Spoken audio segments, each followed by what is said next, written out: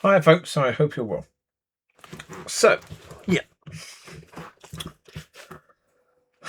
I think it's quite likely that people in these churches, the Vineyard and even the River Church and the Pentecostal Community Church of Rick,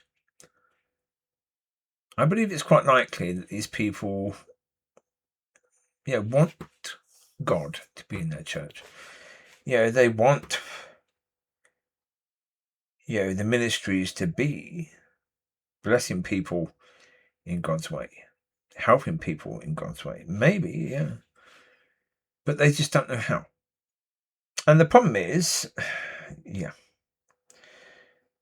when there's a way that's accepted, which there is,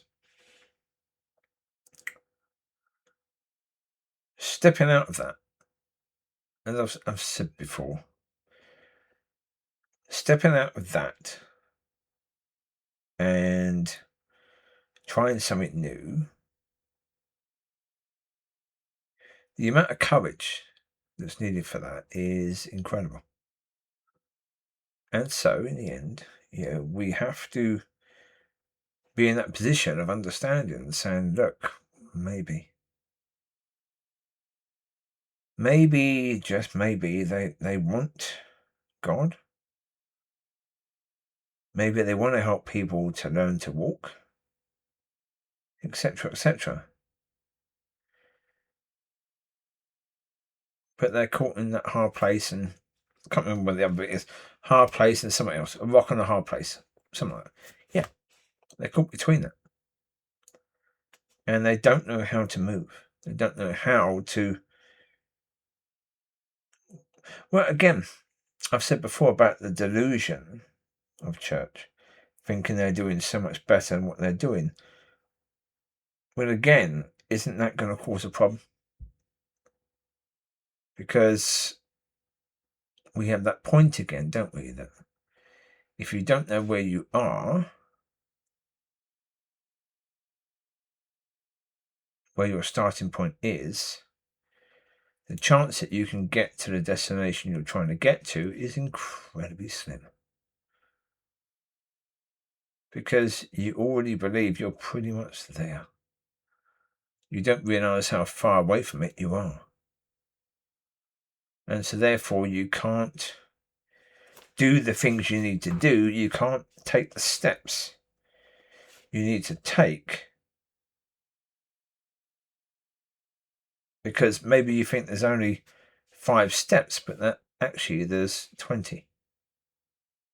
You have to take the first one to the second, third, fourth, sixth, etc., etc., till you get to the 20. Yeah. But if you think there's only 5 to get to the 20, then you're missing 15 steps. Yeah.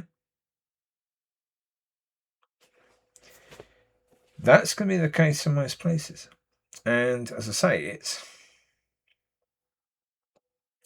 it is easy to dismiss. It's easy to consider that people just don't want it, that people just don't care, that pastors are happy to lead people on the road to hell. No, as I said before, I believe there are people praying for revival because they're hoping that God's just going to do something to bring them out of what they're in. You know? And yeah. I say you can see it to a certain degree in these 2 people, Archie and Jude, in this Vineyard Church. And the other people I talk to, you can see it in them. That, yeah, they want to have that sort of church, but the problem is because they're part of the Vineyard Church, they're constricted by Vineyard to a certain degree, which of course they will be because they're part of that organisation. So therefore the organisation has its own vision, its own ways, and you've got to be within that structure. So, but again, Maybe they had to take that route in order to start a church, because maybe that's the point. They needed the back of the vineyard to do that. I don't know. Maybe they did. Yeah, maybe. Yeah.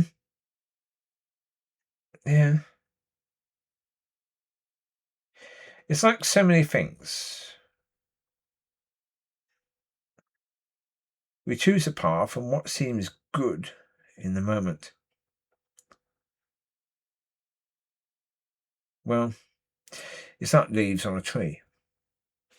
Those trees there. If they didn't lose their leaves and winter came and snow fell, the branches would all be knackered. The branches are all snapped because of the weight on them.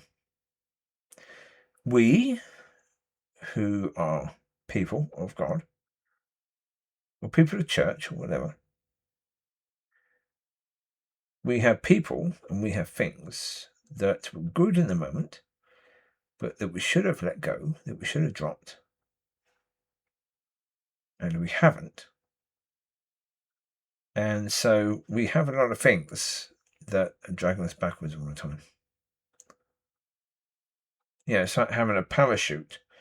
So we parachute down onto the ground, and it's quite windy. The wind's going against us, and we never take the parachute off. And we're trying to move forwards. Obviously, if the wind is coming against us, then the parachute is pulling us back while we're trying to go forward. There's a lot of that. So, yeah. And this area of control, I understand it. I did a video probably a couple of years ago saying that I've finally given absolute control to God. And as I said, God gave most of that control back to me immediately. Most of it was given back. The point was to have God in control, you have to give control to God. It doesn't mean he's going to keep all of it, because we need some things to control. What time we're going to get up, what clothes we're going to wear, what food we're going to eat. We need some degree of control, don't we? And so therefore, God gives us a lot of control back. But it's God giving it back. The way most people in church do things, they give a little bit of control to God in this area, that area, but they want to keep control in these areas, like church. They want to use the world with regards to training their people, training the ministers, do things according to that system. As a way of safety, if you've got a children's ministry, you want to check the people that are going to work them according to the world system. So police check, you do that. So you're taking God's control away from those areas. You're giving God control with regards to what? The ministry? Not really, because the person who's bringing the ministry, they take about a week to prepare the message, to practice the message, to perfect the message, and then they come to present it. And yes, of course, they pray to God during that time, but they're still in control of that whole process, because it's not God's process. It's the one that they've adopted that's come from the world. So, okay. But it was their choice to adopt it, not God. And people adopt it because they want to actually be involved in ministry. And that's the only way you're going to be involved, right? And so, again, I get it. It's not about judging people. It's just about saying these are some of the problems that we have that have caused the situation to be what it is. Yeah. But as I say, I think my frustration is that I was hoping to see avenues to deal with that, and there's no avenues yet. So it's just a case of dealing with people where they are, and where they are is pretty much where they've always been. Well, no, not where they've always been, where people in church have pretty much always been. Over the last 30 years, there's not an awful lot of difference at all. So there you go. It's what it is. Well, you take care. God bless. Bye-bye.